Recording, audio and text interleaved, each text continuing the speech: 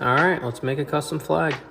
So I use 13 strips, 1.5 inches wide of premium pine. Clamp everything off, sand it, and then tape off the union. I use Minwax navy blue stain for that. Next, I put down the custom elements of the flag so that I can separate the black and the red, white, and blue sections. I use Barn Red and Tinsmith Gray Minwax stains. Then I stain the right side of the flag black. Let it all dry, and then time to glue it up. Line everything up and clamp with 3 24-inch clamps, and then use a wet rag to wipe off all the excess glue.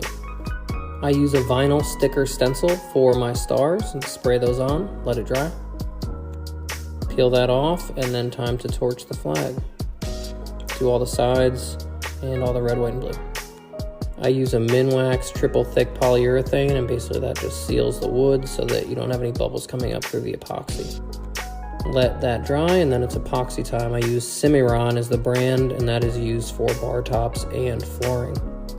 I make sure I know where the pieces are gonna go, then I pour the epoxy, flatten it all out, use the torch to get air bubbles out, and then place my pieces. Let that sit overnight, and your custom Lawless Woodworks flag is complete. Let me know how you guys like it, and let me know what else you want to see.